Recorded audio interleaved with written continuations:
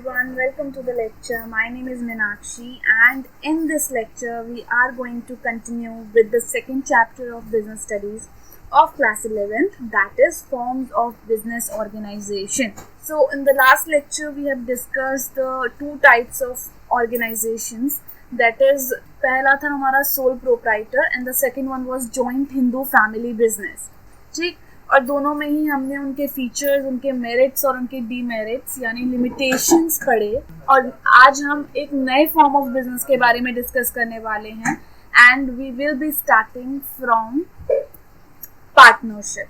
So before starting with the concept of partnership, one should always ask कि partnership जैसी form of organisation की ज़रूरत क्यों पड़ती है, क्यों पार्टनरशिप करनी पड़ती है. जब हम सोल प्रोप्राइटर बन सकते हैं या फिर अपनी फैमिली के साथ बिजनेस कर सकते हैं तो पार्टनरशिप की ज़रूरत क्यों पड़ती है. So the last when we were discussing features of sole proprietorship और जॉइंट हिंदू फैमिली बिजनेस, हमने वहाँ पे देखा था कि जो रिसोर्सेज होते हैं वो लिमिटेड होते हैं. ठीक है, जो कि एक सिंगल पर्सन या फिर फैमिली के पास जो रिसोर्सेज होते हैं, जो फाइनेंसेस होते हैं, वो बहुत लिमिटेड होते हैं.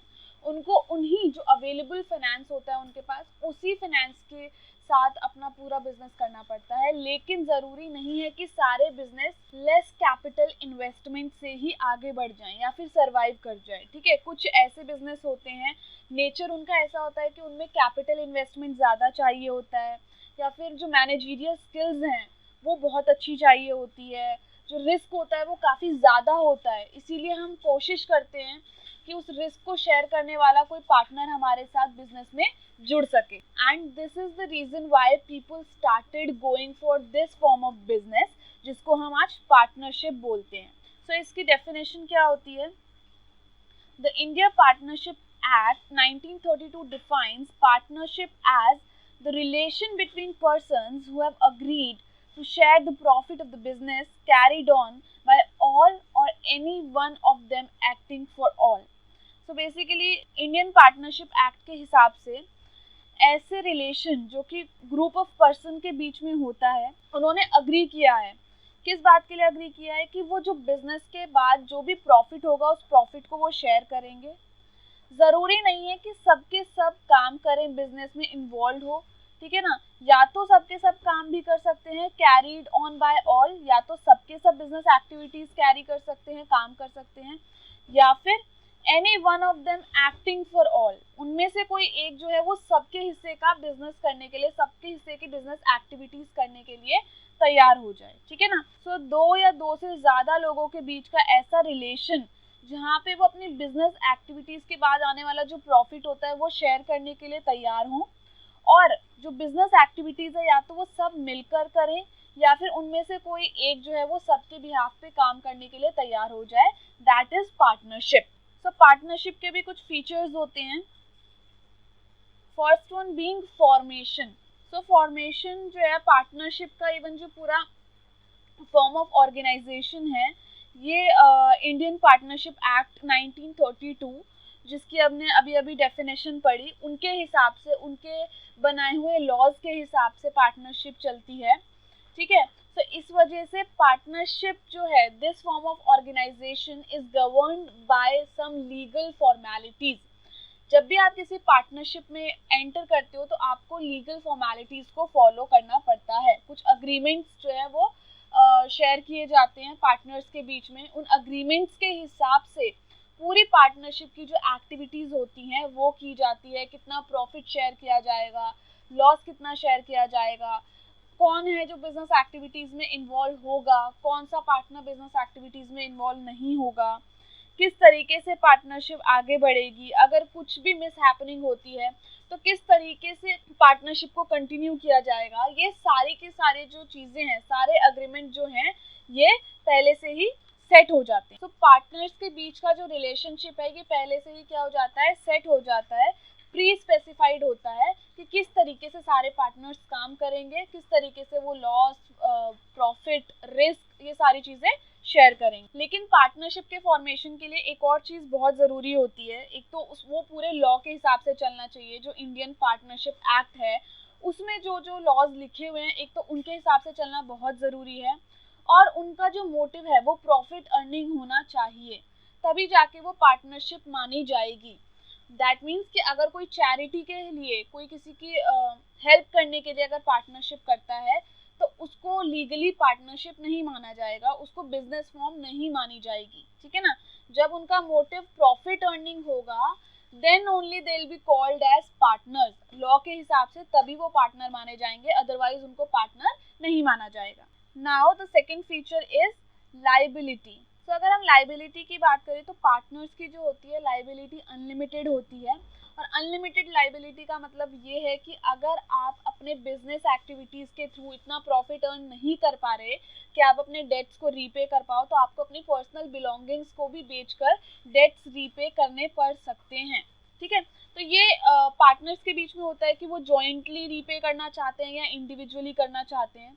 जॉइंटली का मतलब होता है कि अगर कुछ रीपे करना है तो वो जितना भी प्रोपोर्शन होता है उनका, मतलब जितना भी डिवीजन उनका हो रखा होता है पहले से ही जो प्री डिफाइंड होता है, उस रेशो में वो अपना रीपे कर सकते हैं। या फिर ऐसा भी हो सकता है कि कोई इंडिविजुअल एट द मोमेंट वो सारा पेमेंट कर दे और बाद में वो रिकवर कर ले अपने पार्टनर से कि इतना इतना सबका बनता है हिस्सा, और वो सारा हिस्सा वो फिर रीपे कर देते हैं, ठीक है ना। तो जॉइंटली भी कर सकते हैं और इंडिविजुअल लेवल पे भी कर सकते हैं, लेकिन सबकी लाइबिलिटी अनलिमिटेड होती है, सबको पेमेंट करनी पड़ती है in the case of loss, ठीक है ना। या फिर अगर रीपे करना है, डेट है उनका कुछ, वो रीपे करना है, तो उस केस में सबकी लाइबिलिटी अनलिमिटेड होती है। Next one is risk bearing. Risk bearing as in कि अगर प्रॉफिट होता है तो वो भी पहले से स्पेसिफाइड होता है कि इस रेशो में डिवाइड होगा, बट इन केस अगर लॉस होता है तो वो भी उसी रेशो में डिवाइड किया जाता है जिस रेशो में प्रॉफिट डिवाइड किया जाता है। दैट मीन्स कि रिस्क जो है वो सब में डिवाइडेड होता है, जितने भी पार्टनर्स होते हैं सब में डिवाइडेड होता है रिस्क, ठीक है। तो इस वजह से प्रॉफिट और लॉस दोनों ही डिवाइड किए जाते हैं, जो भी उनकी प्री स्पेसिफाइड रेशो होती है उस रेशो में वो अपने प्रॉफिट को भी और अपने लॉस को भी दोनों को ही डिवाइड करते हैं आपस में। Next is decision making and control. Now decision making और कंट्रोल में जो है सारे ही पार्टनर्स का हिस्सा होता है, सबके पास राइट्स होते हैं और सब कंसल्ट करके डिसीजन लेते हैं। कोई एक सिंगल पार्टनर जो है वो डिसीजन नहीं ले सकता। अगर उनके पास अगर सभी पार्टनर्स ने किसी एक पर्टिकुलर पार्टनर को राइट दिया है कि आप हमारे बिहाफ पे डिसीजन ले लो, तब तो एक पार्टनर डिसीजन ले सकता है, अदरवाइज सभी जो है आपस में कंसल्ट करके डिसीजन लेते हैं, सबकी शेयरिंग होती है, सबका कंट्रोल होता है डे टू डे की एक्टिविटीज में, ठीक है। तो म्यूचुअल कंसेंट से मतलब सबकी सहमति से डिसीजंस लिए जाते हैं, इसीलिए जो पार्टनरशिप की एक्टिविटीज होती है ये सबके मिले जुले एफर्ट से आगे बढ़ती है। कंट्रोल भी सब मिलके करते हैं, डिसीजन भी सब मिलके लेते हैं, ठीक। तो तो डिसीजन मेकिंग एंड कंट्रोल जो होती है वो क्या होती है, म्यूचुअल कॉन्सेंट से होती है, सबकी सहमति से होती है। Next is continuity. So continuity का मतलब है कि अगर एक भी पार्टनर, लेट्स से अगर 4 पार्टनर्स हैं और उनमें से एक भी पार्टनर सडन डेथ हो जाती है, रिटायरमेंट हो जाता है, या फिर कोई बैंकरप्ट हो जाता है, पैसे नहीं होते किसी के पास, या फिर कोई मेंटल इशू हो जाता है, इन सारे ही केसेस में अगर एक भी पार्टनर जो है बिजनेस से ऑप्ट आउट करता है किसी भी रीजन की वजह से, तो जो पार्टनरशिप एग्रीमेंट है वो वहीं पे खत्म हो जाता है, ठीक है। इन केस अगर बाकी के जो बचे हुए 3 पार्टनर्स हैं वो फिर भी कंटिन्यू करना चाहते हैं तो उनको नया अग्रीमेंट बनाना पड़ता है। पुराना अग्रीमेंट वहीं पे खत्म हो जाता है जहाँ पे किसी भी एक पार्टनर ने अगर बिजनेस से ऑप्ट आउट कर लिया किसी भी रीजन की वजह से, तो जो बचे हुए पार्टनर्स हैं वो कंटिन्यू नहीं कर सकते हैं पुराने अग्रीमेंट के साथ। अगर उन्हें कंटिन्यू करना है तो उनको नया अग्रीमेंट बनाना पड़ता है, नई पार्टनरशिप डीड बनानी पड़ती है और उसके बाद ही वो कंटिन्यू कर सकते हैं। तो कंटिन्यूटी जो है वो किसी भी पार्टनर की वजह से क्या हो सकती है, डिस्टर्ब हो सकती है, ठीक है। Next is number of partner. तो नंबर ऑफ पार्टनर्स में अगर हम मिनिमम पार्टनर्स की बात करें, मिनिमम नंबर ऑफ पार्टनर्स की बात करें तो एटलीस्ट 2 तो होने ही चाहिए, एक सिंगल बंदा तो पार्टनरशिप स्टार्ट नहीं कर सकता, तो मिनिमम 2 तो चाहिए ही चाहिए। और मैक्सिमम जो लिमिट है वो चेंज होती रहती है गवर्नमेंट के लॉ के हिसाब से, ठीक है। सो एनसीईआरटी की बुक के हिसाब से as per rule 10 of the companies rules 2014 at present the maximum number of members can be 50। तो अभी लेटेस्ट रूल के हिसाब से या फिर लेटेस्ट एनसीईआरटी के बुक के हिसाब से जो मैक्सिमम नंबर ऑफ पार्टनर्स हैं वो 50 हो सकते हैं। 2013 का जो एक्ट था उसके हिसाब से 100 हो सकते थे। एक फर्म जो है 100 पार्टनर्स की पार्टनरशिप में चल सकती है। और जो लेटेस्ट है as per rule 10 of the companies rules 2014, उसके हिसाब से जो है वो 50 पार्टनर्स पार्टनरशिप एग्रीमेंट में एंटर कर सकते हैं। ठीक है, सो मिनिमम 2 चाहिए होते हैं और मैक्सिमम 50 चाहिए होते हैं। Now next is mutual agency. So mutual agency में 2 कीवर्ड्स हैं, पहला है एजेंट और दूसरा है प्रिंसिपल। सो हम बोलते हैं कि किसी भी पार्टनरशिप में जो पार्टनर है वो एजेंट भी होता है और प्रिंसिपल भी होता है। एजेंट कब होता है? जब वो अपने पार्टनर्स को कहीं पर भी रिप्रेजेंट करता है तो वो एजेंट होता है। वो उनको भी रिप्रेजेंट कर रहा है, वो अकेला खुद को रिप्रेजेंट नहीं करता, वो पूरी पार्टनरशिप को रिप्रेजेंट करता है। ठीक है, और same is the case with other partners as well. अगर दूसरे पार्टनर अपने बिहाफ पे कहीं पे भी अपने पार्टनर्स को, हमको रिप्रेजेंट करते हैं तो उस केस में हम क्या हो जाते हैं? प्रिंसिपल हो जाते हैं। ठीक है, वो पार्टनर हमें रिप्रेजेंट कर रहा है और जब हम अपने पार्टनर्स को रिप्रेजेंट करते हैं तो हम एज एन एजेंट काम करते हैं, वाइल जब कोई पार्टनर हमें रिप्रेजेंट करता है तो हम एज एन प्रिंसिपल काम करते हैं। ठीक है, तो एक जो पार्टनर होता है वो प्रिंसिपल भी होता है और एजेंट भी होता है। तो ये 7 पॉइंट्स जो हैं, 7 फीचर्स हैं पार्टनरशिप के। Now we will move towards the merits of partnership. अगर कोई भी ऑर्गेनाइजेशन जो है पार्टनरशिप की फॉर्म को चुनती है तो क्या उसके मेरिट्स होते हैं, क्या एडवांटेजेस होते हैं, ये हम डिस्कस करेंगे। Let's start with first one which is ease of formation and closure. किसी भी पार्टनरशिप को स्टार्ट करना, फॉर्म करना और उसको क्लोज करना ईजी होता है। अगर आपको आपका पार्टनर मिल चुका है तो आप उसके साथ अग्रीमेंट कर सकते हैं। अग्रीमेंट के हिसाब से आप सारी टर्म्स और कंडीशंस क्लियर कर सकते हैं। बस आपको ये मेक श्योर करना होगा कि आपके और आपके पार्टनर के बीच का जो अग्रीमेंट है वो क्लियर हो, सारी जो टर्म्स और कंडीशंस है वो क्लियरली मेंशन्ड हो ताकि फ्यूचर में कोई भी कन्फ्लिक्ट की सिचुएशन ना आ पाए।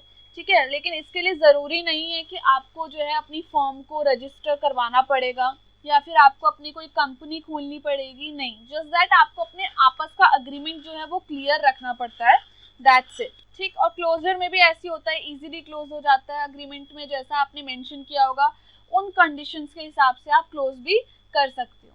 ठीक है, तो इसीलिए उसका जो फॉर्मेशन होता है और जो क्लोजर होता है वो आसान होता है as compare to other forms of organisations जो हम आगे पढ़ने वाले हैं। ठीक, now next one is balanced decision making. अब देखो, पार्टनरशिप में सबसे अच्छा फायदा ये होता है कि आप जो है अपने काम को डिवाइड कर सकते हो। पार्टनर्स जो हैं अपने आपस में काम को डिवाइड कर सकते हैं और फिर एफिशिएंटली वर्क कर सकते हैं। जब हम सोल प्रोप्राइटर का पढ़ रहे थे या फिर जॉइंट हिंदू फैमिली वाला पढ़ रहे थे तो उसमें हम देख रहे थे कि एक पर्सन की जो वर्किंग कैपेसिटी है वो लिमिटेड होती है और इस वजह से जो है हो सकता है कि वो एफिशिएंटली काम ना कर पाए। ठीक है, लेकिन पार्टनरशिप में ये फायदा होता है कि आप अपने बर्डन को, अपने काम को अपने पार्टनर के साथ शेयर कर सकते हो, बैलेंस डिसीजन मेकिंग कर सकते हो सकता है आप किसी काम में अच्छे और आपका पार्टनर किसी डिफरेंट डोमेन में अच्छा हो, तो आप ऐसे में अपना आपस का डिसीजन मेकिंग का जो राइट है वो भी आपस में डिवाइड कर सकते। ठीक है, और जब किसी पर्सन को सारी जगह देखने की बजाय कुछ एक स्पेसिफिक जगह दे दी जाए जहाँ पे उसे ध्यान देना पड़े तो उसका जो डिसीजन मेकिंग होता है वो भी बेटर हो जाता है। ठीक, तो इस वजह से पार्टनरशिप में ये अच्छा फायदा है कि आपकी जो डिसीजन मेकिंग है वो बैलेंस्ड हो जाती है और आपका बर्डन भी जो है वो डिवाइड हो जाता है। Now next one is more funds. अब ये बहुत इंपॉर्टेंट है और हमने जब बोला था कि रिसोर्सेज, इवन जो पार्टनरशिप फॉर्म ऑफ ऑर्गेनाइजेशन है इसका जो बेसिक हम बोल सकते हैं, इसके रीजन ऑफ एग्जिस्टेंस में फंड्स जो हैं वो बहुत ही मेजर रोल प्ले करते हैं। तो जब हम सोल प्रोप्राइटर के बारे में पढ़ रहे थे तो हम पढ़ रहे थे कि उनके पास लिमिटेड रिसोर्सेज होते हैं, जो इन्वेस्टमेंट होता है वो लिमिटेड होता है। ठीक है, लेकिन अगर हम पार्टनरशिप की बात करें, क्योंकि हमारे पास 2 या 2 से ज़्यादा पार्टनर्स होते हैं तो there is a scope of greater capital investment. ठीक है ना, 2 या 2 से ज़्यादा लोग अगर पार्टनरशिप में एंटर हुए हैं तो हमारे पास कैपिटल जो होता है, इन्वेस्टमेंट जो होता है वो बढ़ जाता है और इससे जो है पॉसिबल हो पाता है कि हमारे पास जो है सोल प्रोप्राइटर के कंपैरेटिवली फंड्स ज़्यादा हों और उस वजह से जो हमारे ऑपरेशंस हैं, जो हमारा साइज ऑफ बिजनेस है वो कंपैरेटिवली बड़े होने के चांसेस ज़्यादा होते हैं। सोल प्रोप्राइटर के पास क्योंकि बहुत सारा फंड नहीं होता, बहुत सारे अवेलेबल रिसोर्सेज नहीं होते कंपैरेटिव टू पार्टनरशिप बिजनेस, ठीक है। इस वजह से इसका ये मेरिट होता है कि आपके पास ज़्यादा फंड्स अवेलेबल हो जाते हैं, क्योंकि ज़्यादा लोग जो हैं वो जुड़े हुए हैं किसी बिजनेस से, तो कंपैरेटिवली हमारे पास ज़्यादा फंड अवेलेबल होता है। Next is secrecy. अब पार्टनरशिप में अच्छी बात ये होती है कि पार्टनरशिप ज़रूरी नहीं है कि वो as a company, as a firm खुद को रजिस्टर करें, इसीलिए उनके पास ऐसी कोई ऑब्लिगेशन नहीं होती, उनकी कोई ऐसी बाउंडेशन नहीं होती कि उनको जो अपना जो पूरा खाता है, जो अकाउंट्स हैं, या फिर जो भी उनकी पर्सनल इन्फॉर्मेशन है, जो भी उनकी कॉन्फिडेंशियल इन्फॉर्मेशन है, वो उनको सबके साथ शेयर करनी पड़े, ठीक है। और इस वजह से जो उनकी सीक्रेसी है वो मेंटेन रहती है, उनको अपनी जो कॉन्फिडेंशियल इन्फॉर्मेशन होती है वो किसी के साथ शेयर करने की ज़रूरत नहीं होती, कोई बाउंडेशन ऐसी नहीं होती। Next is sharing of risk. ये फ़ायदा तो होता ही है पार्टनरशिप में कि आपका जो रिस्क होता है वो क्या हो जाता है, डिवाइड हो जाता है, ठीक है। और इसका सबसे अच्छा फ़ायदा ये होता है कि आपके जो बर्डन होते हैं वो डिवाइड हो जाते हैं, आपका जो मेंटल स्ट्रेस होता है, जो फिजिकल एक्टिविटीज़ होती है, जो स्ट्रेस होता है, वो सब का सब क्या हो जाता है, पार्टनर्स के बीच में डिवाइड हो जाता है, ठीक है। पहले अगर कोई अकेला रिस्पॉन्सिबल होता है तो उसके ऊपर ज़्यादा स्ट्रेस होता है, लेकिन जब पार्टनरशिप होती है, दो से ज़्यादा लोग काम कर रहे होते हैं, तो सारा स्ट्रेस भी डिवाइड हो जाता है। इस वजह से जो रिस्क होता है वो भी आप आपस में शेयर कर पाते हैं, और इस वजह से जो एफिशिएंटली काम करने के चांसेस होते हैं वो भी काफ़ी ज़्यादा बढ़ जाते हैं। तो इसलिए ये एक मेरिट है इसका कि आप रिस्क शेयर कर सकते हो, आप अपना मेंटल स्ट्रेस, अपनी बिजनेस एक्टिविटीज शेयर कर सकते हो, और एफिशिएंट काम करने के चांसेस भी बढ़ा सकते हो। लेकिन अगर मेरिट है तो लिमिटेशंस भी हैं, उनके बारे में भी पढ़ लेते हैं। सबसे पहली लिमिटेशन है अनलिमिटेड लाइबिलिटी। हमने पहले ही पढ़ चुके हैं कि जो लाइबिलिटी है, जो रिस्पॉन्सिबिलिटी है, वो जितने भी पार्टनर्स होते हैं सबकी अनलिमिटेड होती है। मतलब अगर कुछ भी ऐसा इशू होता है जहाँ पे उनको डेट रीपे करने हैं, तो अगेन उनको अपनी पर्सनल रिसोर्सेज को भी दाव पे लगाना पड़ सकता है अपने बिजनेस डेट को रीपे करने के लिए, ठीक है। और ऐसा भी हो सकता है कि कोई एक पर्टिकुलर पार्टनर फेल हो जाए, या फिर वो नहीं रीपे कर पा रहा है किसी भी रीज़न की वजह से, ऐसे में बाकी सारे पार्टनर्स को उसके बदले में रीपे करना पड़ता है, ठीक है। तो इस वजह से जो है अनलिमिटेड लाइबिलिटी है, अगर कोई फेल हो जाता है तो बाकी पार्टनर्स को रीपे करना पड़ सकता है, और ये इसकी लिमिटेशन है। किसी और की गलती की सज़ा आपको भुगतनी पड़ सकती है अगर आप पार्टनरशिप अग्रीमेंट में एंटर कर चुके हो तो। Next is limited resources. अभी हमने पढ़ा जो सोल प्रोप्राइटरशिप के कंपैरेटिवली जो है इसमें रिसोर्सेज जो हैं वो ज़्यादा होते हैं क्योंकि ज़्यादा लोग होते हैं, बट जो बाकी फॉर्म्स ऑफ ऑर्गेनाइजेशन है जो अभी हम आगे डिस्कस करने वाले हैं, उनके कंपैरेटिवली जो है इसमें रिसोर्सेज जो हैं वो लिमिटेड होते हैं। तो पॉसिबिलिटी ये है कि वो लार्ज जो स्केल वाले बिजनेस होते हैं वो स्टार्ट ना कर पाएँ, ठीक है। दोनों के पास या फिर जितने भी पार्टनर्स हैं उनकी कैपेबिलिटी के हिसाब से ही रिसोर्सेज होते हैं। सबके पास तो अनलिमिटेड रिसोर्सेज नहीं हो सकते, किसी के पास ज़्यादा होते हैं, किसी के पास कम होते हैं। तो उनके पास जो रिसोर्सेज अवेलेबल हैं उसके हिसाब से आपको अपने ऑपरेशंस को कंटिन्यू करना पड़ेगा। अगर उनके पास कम रिसोर्सेज तो स्मॉल स्केल ऑपरेशन करने पड़ेंगे, अगर उनके पास ज़्यादा रिसोर्सेज हैं तो आप बड़ा भी स्टार्ट कर सकते हैं, ठीक है ना। तो लिमिटेड रिसोर्सेज होते हैं, ऑब्वियसली दो लोगों के पास तो लिमिटेड रिसोर्सेज होंगे, जितने ज़्यादा लोग होंगे उतने ज़्यादा रिसोर्सेज होंगे। लेकिन जो मैक्सिमम पार्टनर्स एक पार्टनरशिप अग्रीमेंट में एंटर कर सकते हैं उसकी भी लिमिट है, 50 से ज़्यादा नहीं हो सकते, 100 से ज़्यादा नहीं हो सकते। तो उसके हिसाब से हम बोलते हैं कि लिमिटेड रिसोर्सेज हैं।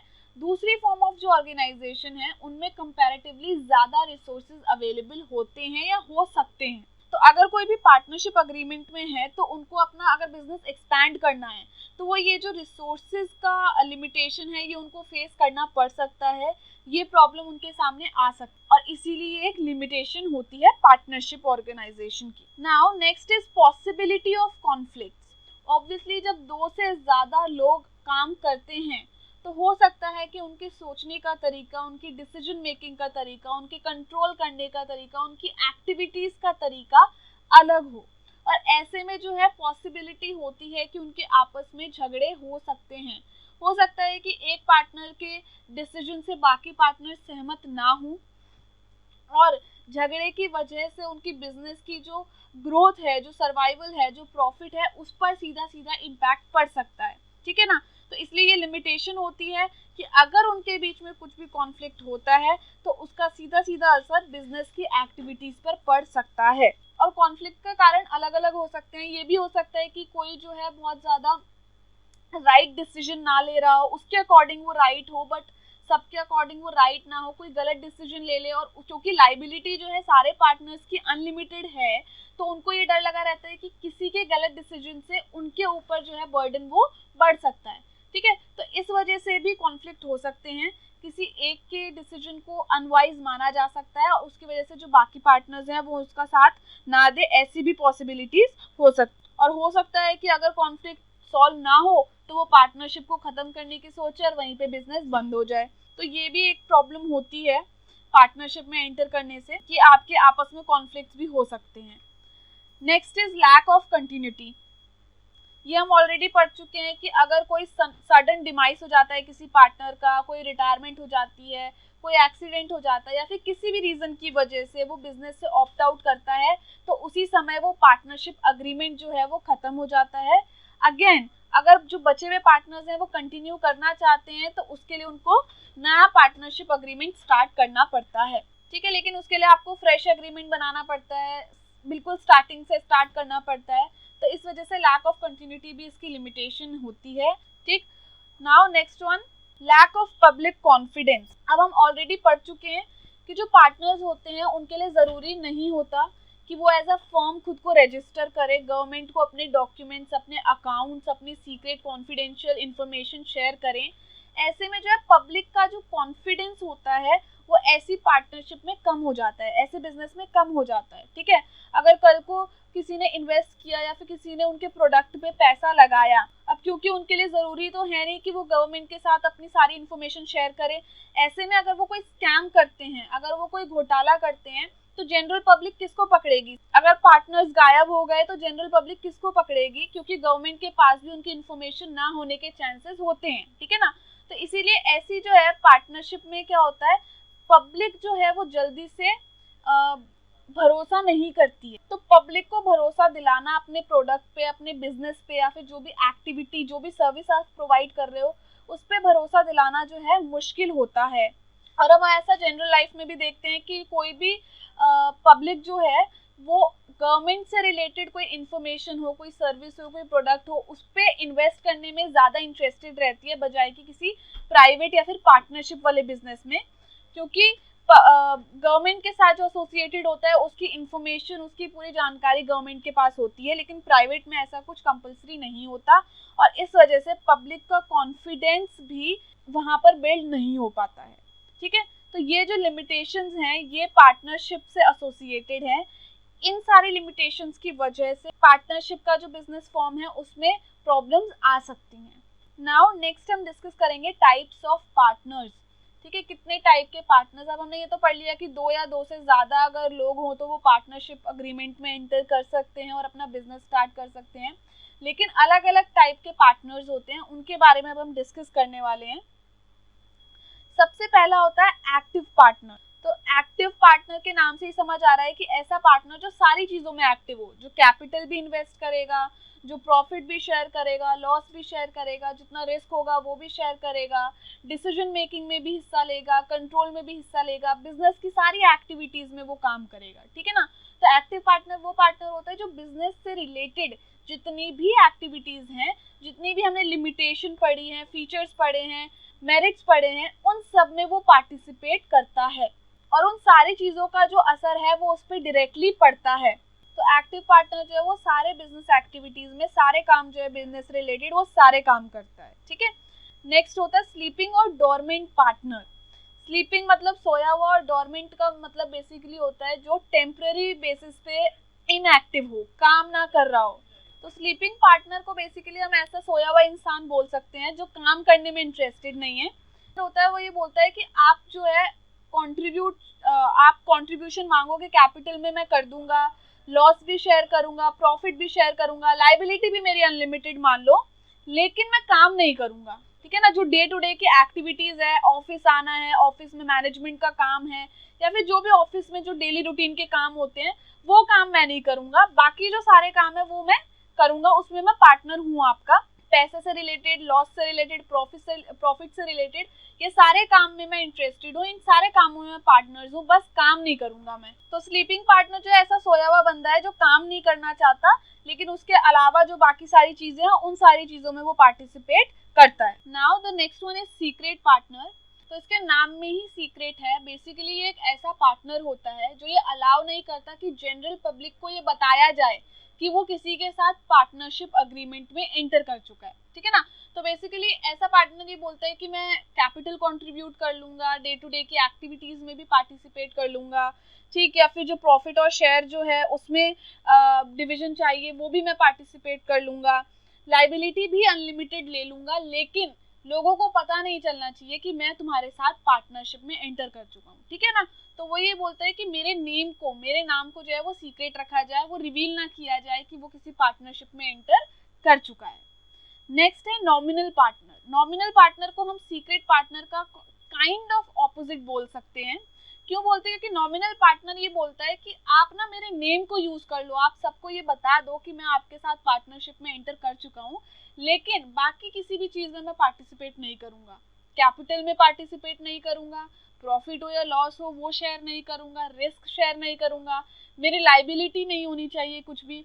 वो बस ये बोलता है कि आप मेरे नाम को यूज कर लो, अब बाकी जो सारे एक्टिविटीज हैं, जो भी कोई भी पार्टनर जो बाकी एक्टिविटीज परफॉर्म करता है वो वाली एक्टिविटीज में मैं पार्टिसिपेट नहीं करूंगा, बस मैं नाम के लिए पार्टनर हूँ, काम के लिए मैं पार्टनर नहीं हूँ, काम में मैं कहीं भी आगे नहीं आऊंगा, ठीक है ना। वहीं सीक्रेट पार्टनर क्या था? सीक्रेट पार्टनर बोलता है कि बस मेरा नाम रिवील मत करो, काम मैं सारे करने के लिए तैयार हूँ, ठीक है, प्रॉफिट भी शेयर करूंगा, लॉस भी शेयर करूंगा, लाइबिलिटी भी अनलिमिटेड ले लूंगा, कैपिटल भी कंट्रीब्यूट कर दूंगा, बस मेरा नाम रिवील नहीं होना चाहिए, ठीक। तो इस तरीके से हम बोल सकते हैं कि नॉमिनल और सीक्रेट जो है, ठीक है, kind of opposite in nature होते हैं।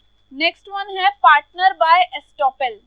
जो पार्टनर बाय एस्टोपेल होता है वो हमारे, जैसे हमारा फ्रेंड हमारे लिए काम करता है वैसे ये पार्टनर काम करता है।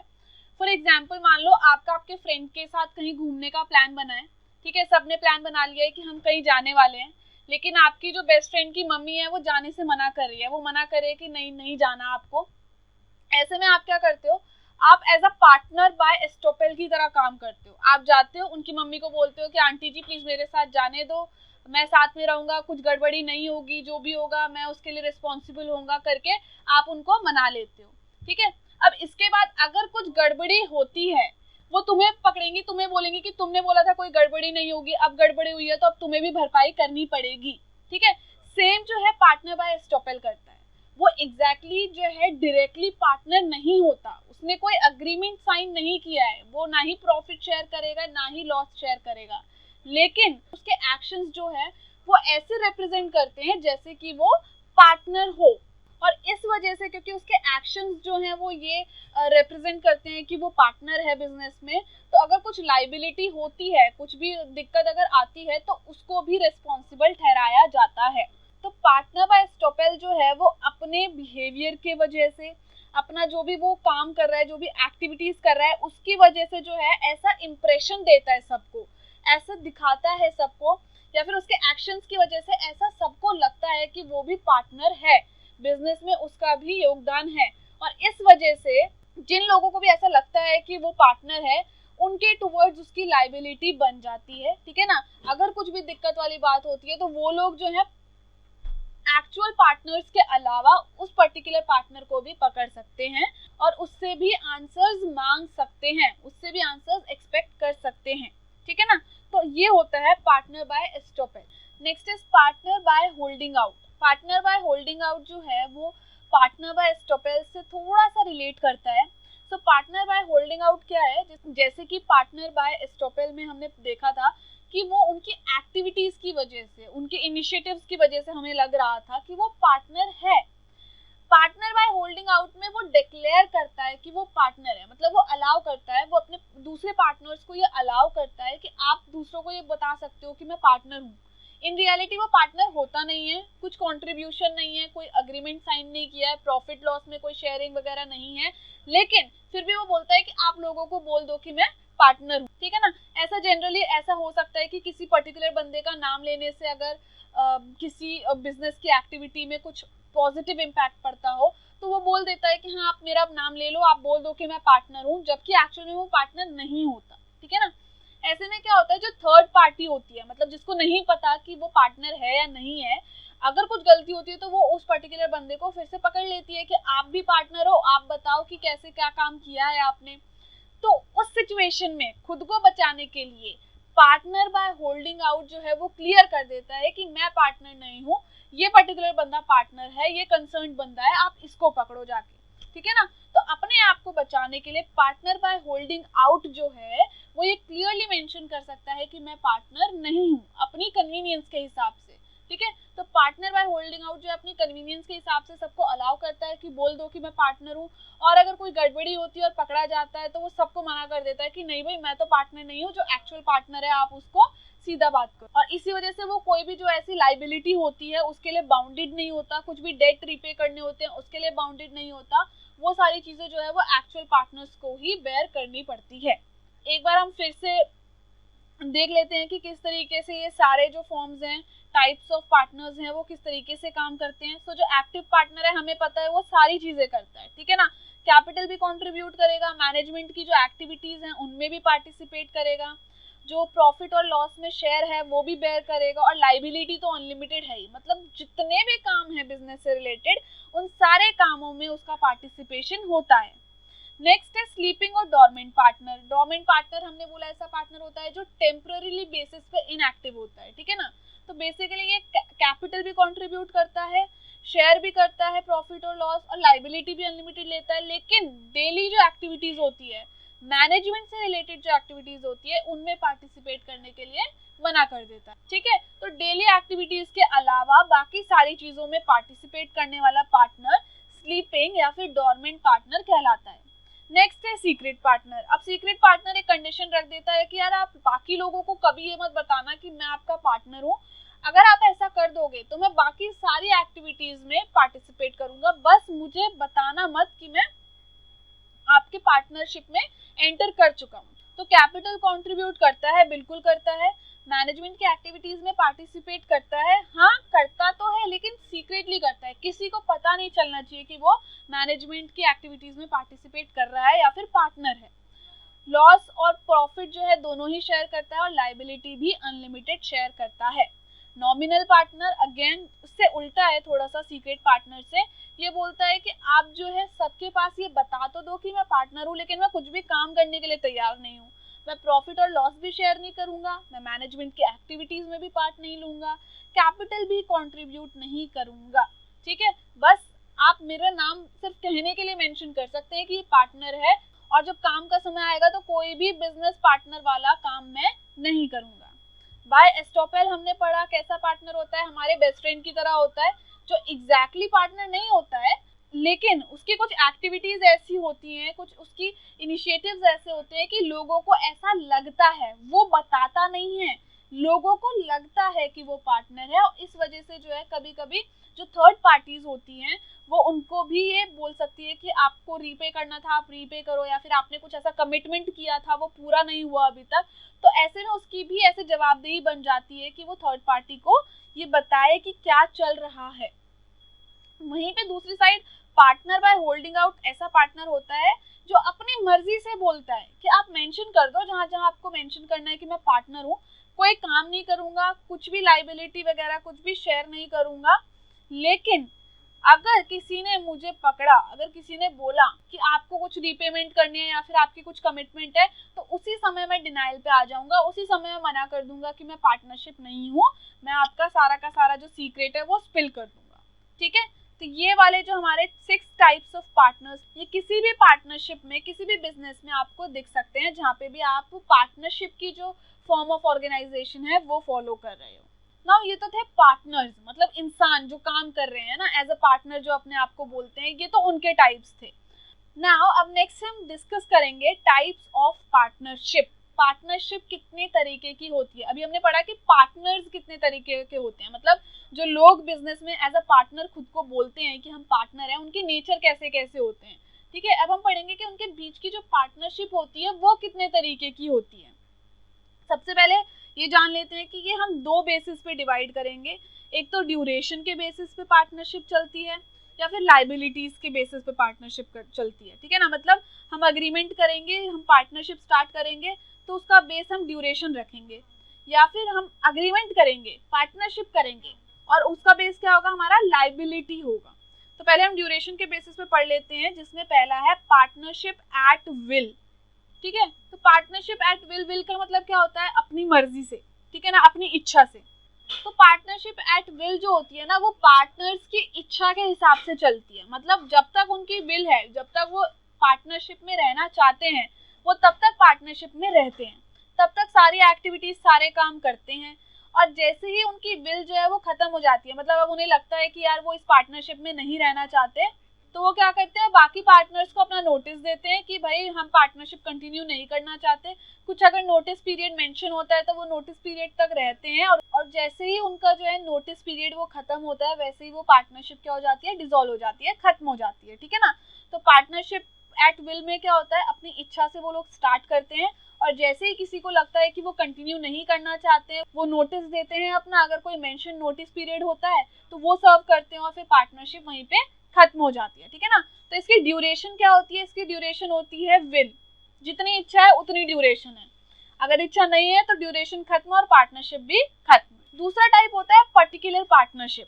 पर्टिकुलर पार्टनरशिप, देखो पर्टिकुलर का मतलब होता है स्पेसिफिक, तो ऐसी पार्टनरशिप जहाँ पे आपको जो पार्टनरशिप का रीजन है, या तो वो स्पेसिफाई हो पहले से, कोई प्रोजेक्ट है वो स्पेसिफाई हो पहले से, या फिर टाइम स्पेसिफाइड हो। ठीक है ना, अगर आप पहले ही बोल दो कि हम 6 महीने के लिए बस पार्टनरशिप में रहेंगे, तो वो पर्टिकुलर पार्टनरशिप। या फिर अगर आप बोलो कि हम एक पर्टिकुलर प्रोजेक्ट जो है, इस पर्टिकुलर प्रोजेक्ट के लिए पार्टनरशिप में एंटर कर रहे हैं, और जैसे ही ये प्रोजेक्ट खत्म होगा हमारी पार्टनरशिप भी एक्सपायर हो जाएगी।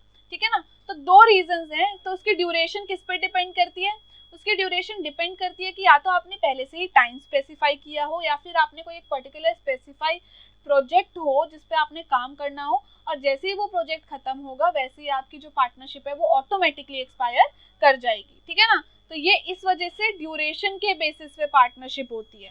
पहला होता है कि आप अपनी मर्जी से पार्टनरशिप में आ रहे हो, जब तक आपकी मर्जी है तब तक ड्यूरेशन है पार्टनरशिप की। जैसे ही आपकी विल जो है, आपकी इच्छा जो है खत्म होती है, वैसे ही आपकी पार्टनरशिप भी खत्म हो जाती है। और दूसरा है पर्टिकुलर पार्टनरशिप, जहाँ पे आप या तो टाइम के बेसिस पे एंटर करते हो कि हम 6 महीने के लिए, 7 महीने के लिए, 1 साल के लिए पार्टनरशिप करेंगे, या फिर आप कोई पर्टिकुलर प्रोजेक्ट मेंशन करते हो कि इस प्रोजेक्ट के खत्म होने तक हम पार्टनरशिप में एंटर करेंगे। उसमें क्या होता है कि जब आपका वो टाइम या फिर वो प्रोजेक्ट खत्म होता है, वैसे ही आपकी पार्टनरशिप भी ऑटोमेटिकली एक्सपायर कर जाती है। नेक्स्ट होता है on the basis of liability. Liability के बेसिस पे भी पार्टनरशिप की जाती है। तो पहला होता है लिमिटेड पार्टनरशिप। तो लिमिटेड पार्टनरशिप पहले इंडिया में जो है एक्सेप्टेबल नहीं थी। जब न्यू इकोनॉमिक पॉलिसीज आई 1991 में, जिसमें बहुत सारी पॉलिसीज को इंट्रोड्यूस किया गया, उसमें एक पॉलिसी थी न्यू स्मॉल एंटरप्राइज पॉलिसी, 1991 में था। उसके बाद से लिमिटेड पार्टनरशिप को एक्सेप्टेबल किया गया। सो बेसिकली ये एक ऐसी पार्टनरशिप होती है जहाँ पे ग्रुप ऑफ पार्टनर्स में से एक जो पार्टनर होता है उसकी तो अनलिमिटेड लाइबिलिटी होती है, वो हमने पढ़ा ही है, लेकिन जो बाकी पार्टनर्स होते हैं या फिर जो स्पेसिफाइड पार्टनर्स होते हैं उनकी जो है लाइबिलिटी लिमिटेड होती है। ठीक है ना, वो डे टू डे की जो एक्टिविटीज हैं उनमें ज़्यादा पार्टिसिपेट नहीं कर सकते, या फिर जो डिसीजन मेकिंग पावर होती है वो उनके पास नहीं होती है। ठीक है ना, वो क्या कहते हैं, मैनेजमेंट के जो राइट्स होते हैं वो एंजॉय नहीं करते हैं। जो भी मैनेजमेंट के लिए, जो भी पार्टनरशिप के जो भी राइट्स बाकी पार्टनर्स जिनकी अनलिमिटेड लाइबिलिटी होती है वो एंजॉय करते हैं, वो लिमिटेड लाइबिलिटी वाले एंजॉय नहीं करते। ठीक है, उनका बिजनेस पे ज़्यादा कंट्रोल भी नहीं होता है, डिसीजन मेकिंग पावर उनके पास इतनी नहीं होती है। और ऐसी पार्टनरशिप का फायदा ये होता है कि अगर कोई लिमिटेड लाइबिलिटी वाला, अनलिमिटेड लाइबिलिटी नहीं, कोई लिमिटेड लाइबिलिटी वाला पार्टनर जो है, अगर वो पार्टनरशिप से निकल जाए, ठीक है, कुछ भी हो सकता है, सडन डिमाइस, रिटायरमेंट और इंसॉल्वेंसी, बैंकरप्टेसी और भी मल्टीपल फैक्टर्स हो सकते हैं। तो किसी भी रीजन की वजह से अगर कोई लिमिटेड लाइबिलिटी वाला पार्टनर जो है पार्टनरशिप से बाहर जाता है, तब भी पार्टनरशिप खत्म नहीं होती, ठीक है। लेकिन इसमें एक और फैक्टर ये जुड़ जाता है कि ऐसी पार्टनरशिप का, ऐसी बिजनेस फर्म का रजिस्टर होना बहुत ज़रूरी होता है। उसमें सब कुछ क्लियरली मेंशन होता है कि कितना लिमिटेड है किसी का राइट, कितना नहीं है, ठीक है। तो रजिस्ट्रेशन जो होता है वो एक बहुत ज़्यादा इम्पॉर्टेंट फैक्टर होता है, कंपल्सरी होता है, मैंडेटरी होता है, और उसको अवॉइड नहीं किया जा सकता। और ऐसी पार्टनरशिप को हम लिमिटेड पार्टनरशिप बोलते हैं। लाइबिलिटी लिमिटेड होती है, इस वजह से जो राइट्स होते हैं, जो पावर्स होती हैं, वो भी लिमिटेड होती हैं, लेकिन जो है पार्शियली उनको कुछ पावर्स और कुछ राइट्स दिए जाते हैं। और on the basis of liability जो सेकंड टाइप की पार्टनरशिप होती है वो होती है जनरल पार्टनरशिप। जनरल पार्टनरशिप में क्या होता है, जो लाइबिलिटी होती है वो अनलिमिटेड होती है। पार्टनर्स जो है वो सारे जितने भी एज अ पार्टनर जो भी राइट होते हैं उनके, वो सारे राइट्स जो है एंजॉय करते हैं, ठीक है। जितनी भी उनकी जो एक्टिविटीज़ होती है उनमें पार्टिसिपेट करते हैं, प्रॉफिट लॉस सब कुछ शेयर करते हैं। और इसमें ज़रूरी भी नहीं है कि रजिस्ट्रेशन करवाना ही पड़ेगा। लिमिटेड पार्टनरशिप में ज़रूरी था कि आपको रजिस्टर करवाना पड़ेगा, लेकिन जनरल पार्टनरशिप में ज़रूरी नहीं होता कि पार्टनरशिप को रजिस्टर करवाना पड़े। लेकिन अगेन यहाँ पे फिर वो सेकंड फैक्टर आ जाता है कि अगर सडनली कोई भी पार्टनर जो है वो पार्टनरशिप से अगर एग्जिट करता है किसी भी रीजन की वजह से, तो पार्टनरशिप वहीं पे खत्म हो जाएगी। और वही सेम फैक्टर कि अगर आपको फिर भी कंटिन्यू करना है बचे हुए पार्टनर्स को, तो उनको नई पार्टनरशिप अग्रीमेंट जो है वो स्टैब्लिश करना पड़ेगा और उसके बाद वो कंटिन्यू कर सकते हैं। तो partnership on the basis of duration, partnership at will होता है और पर्टिकुलर पार्टनरशिप होता है, और on the basis of liability limited partnership और general partnership. Now the next topic to discuss is partnership deed. Partnership deed basically कुछ और नहीं है बल्कि एक अग्रीमेंट है जो पार्टनर्स आपस में जो है वो साइन करते हैं। उसमें सारी टर्म्स और कंडीशंस लिखी होती है, जितना प्रॉफिट और लॉस डिवीजन होगा वो लिखा होता है, किस तरीके से डे टू डे की एक्टिविटीज जो हैं ऑपरेट की जाएंगी वो लिखा होता है, डिसीजन मेकिंग पावर्स जो हैं कितनी होती है, किसकी होती है, क्या होती है, वो सारी जो बेसिकली पार्टनरशिप से रिलेटेड जितनी भी डिटेल्स हैं वो सारी डिटेल्स जो हैं एक अग्रीमेंट के रूप में लिख दी जाती हैं या फिर ओरली जो है आपस में क्लियर कर दी जाती हैं, और उसी को हम क्या बोलते हैं, पार्टनरशिप डीड बोलते हैं। The written agreement which specifies the terms and condition that govern the partnership is called the partnership deed, ठीक है। तो बेसिकली ओरल भी कर सकते हैं सारी टर्म्स और कंडीशंस को, लेकिन अगर रिटन में रहे तो बेटर होता है, बाद में कोई मुकर नहीं सकता अपनी बात से। और अगर कोई कॉन्फ्लिक्ट की सिचुएशन आती है तो उस केस में तो पार्टनरशिप डीड जो है वो बहुत हेल्पफुल होती है, ठीक है। तो इस वजह से जो भी रिटन अग्रीमेंट होता है जिसमें सब कुछ स्पेसिफाई होता है कि किन टर्म्स और कंडीशंस के हिसाब से पार्टनरशिप चलेगी, उसको हम क्या बोलते हैं, पार्टनरशिप डीड बोलते हैं। और ये जो पार्टनरशिप डीड है वो एविडेंस के रूप में काम करती है। जब भी कोई कॉन्फ्लिक्ट आता है या फिर जब भी कोई कंफ्यूजन होती है, जरूरी नहीं है कि लड़ाई हो, कोई अगर कंफ्यूजन होगी तो उस केस में भी एज एन एविडेंस जो है वो हमारी पार्टनरशिप डीड हमारी हेल्प करती है, ठीक है। अब देख लेते हैं कि पार्टनरशिप डीड में क्या क्या मेंशन होता है। जनरली अब ऐसा नहीं है कि सिर्फ इतनी ही चीजें मेंशन होती है, इससे ज्यादा भी हो सकती है और कम भी हो सकती है, पर जनरली मोस्टली जितनी भी पार्टनरशिप डीड्स होती हैं उनमें क्या होता है, नेम ऑफ फर्म होता है। सबसे पहला इंपॉर्टेंट है कि जो भी फर्म आप फॉर्म करने जा रहे हो उसका नाम क्लियरली हो। Nature of business and location of business, आपकी बिजनेस का नेचर क्या है, किस तरीके से वो काम करता है वो, और लोकेशन, कौन कौन सी लोकेशंस हैं, एक ही लोकेशन है या फिर मल्टी लोकेशन पे आप काम करना चाहते हो, ठीक है ना, तो वो भी उसमें मेंशन होता है। नेक्स्ट है ड्यूरेशन ऑफ बिजनेस। अगर आपने, क्योंकि हम पहले पढ़ चुके हैं कि ड्यूरेशन के हिसाब से भी पार्टनरशिप्स होती हैं, तो अगर आपकी कोई प्री स्पेसिफाइड ड्यूरेशन है बिजनेस की तो वो आप यहाँ पे क्लियरली मेंशन कर सकते हो। अगर नहीं है तो आप अनलिमिटेड टाइम के लिए भी एक्सेप्ट कर सकते हो अपनी पार्टनरशिप को, बट यहाँ पे आप मेंशन करना जरूरी होता है कि आपकी ड्यूरेशन क्या है, आपने क्या सेट किया है अपनी ड्यूरेशन को, कितने टाइम के लिए आपकी पार्टनरशिप चलेगी। Next is investment made by each partner.